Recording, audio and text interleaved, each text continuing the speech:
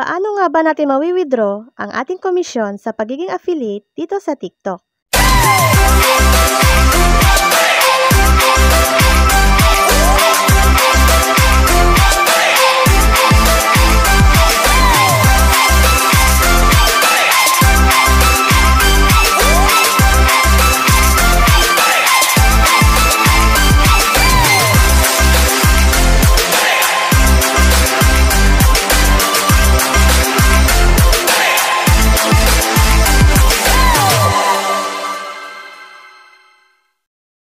Hello everyone! It's me again, Danica Lopez Channel, and welcome back sa aking YouTube channel.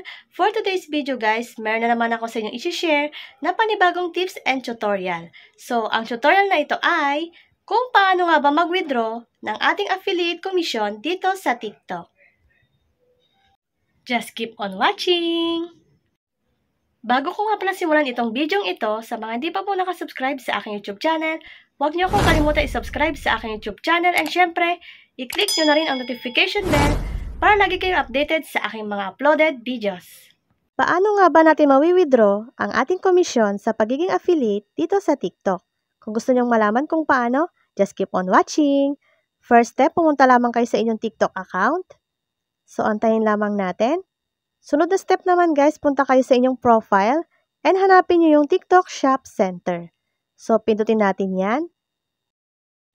So, dito punta lamang kayo sa ibaba at makikita nyo dyan yung earn. So, pindutin nyo lamang yung earn. So, dito sa taas may makikita kayo dyan kung magkano nga yung inyong komisyon na natanggap. So, proceed na tayo dito sa withdraw balance. And then dito sa withdrawal method nyo guys, may makikita kayo dyan. I-click nyo muna yung kulay pula dyan sa ibaba. So, pindutin natin itong withdraw balance. So, after mo withdraw balance, dito may makikita kayo dyan withdrawal method. So, dito guys, kung manual withdrawal or auto withdrawal, nasa sa inyo yan kung anong pipiliin nyo. So, ako napili ko nga ay manual withdrawal. So, pindutin natin ulit yung withdraw balance. So, dito guys, may makikita kayo dyan GCash or bank account. So, kung naman dyan ang ilalagay nyo. So, ako GCash. So, dito guys, sa taas ay sa baba, may makikita kayo dyan phone number ng inyong GCash. So, dyan, itatype ko lang dyan. And automatic na sa baba ay lalabas yung pangalan kung kaninong GCash nga ba yung tinype nyo. So, doon naman sa baba may makikita rin kayo dyan na set as primary account. So, i-check nyo lang yan. So, after nyo ma-review yan, guys, pindutin nyo yung submit. So, i-click lang natin yung kulay pula dyan sa baba na submit. So, ayan, napindot ko na yung submit. Dito naman, guys, milalabas dyan na verification code ng inyong GCash. So, itatype nyo lamang dyan yung code. So, ito nga yung code ko.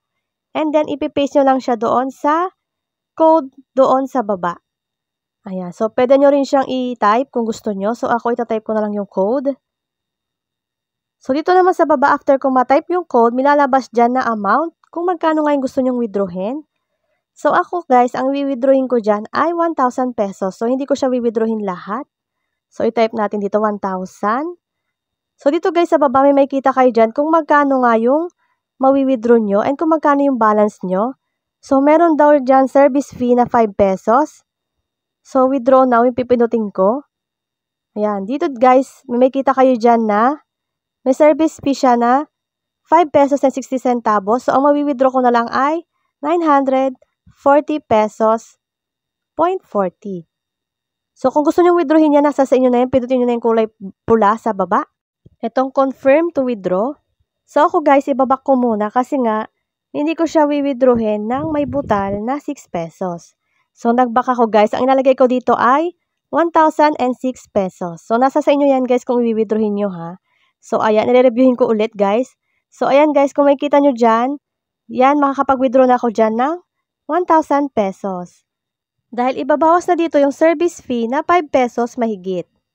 So, dito guys, after nyo siyang ma-check lahat-lahat at tama naman, pindutin nyo dito yung confirm to withdraw. So, ayan guys, nakikita nyo dyan guys, may check na. So, confirm na yung aking withdrawal. So, dito sa taas may kita kayo dyan, withdrawal in progress. So, meron daw dyan, 1 business day. So, hindi yan naabot guys ng isang araw dahil mabilis lang po yan. So, ayan, binak ko na siya guys. So, i-check natin guys ulit sa ating GCash kung nandun na nga ba yung ating pera na komisyon dito sa TikTok. So, ayan. I-enter lamang natin yung PIN. So, ayan guys. As you can see guys, nandito na yung 1,000 pesos sa aking GCash. So, i-check naman natin dito sa TikTok kung nabawas na ba. So, punta lamang kayo sa inyong profile sa TikTok and then TikTok Shop Center. And then, punta kayo ulit sa Earn. So, i-click natin yung Earn. So, dito guys, as you can see guys, nabawas na po yung 1,006 pesos ko. So, yun na lang po yung natira sa aking commission at hindi ko naman siya winidraw lahat. So, sana guys, may natutunan kayo sa aking video for today.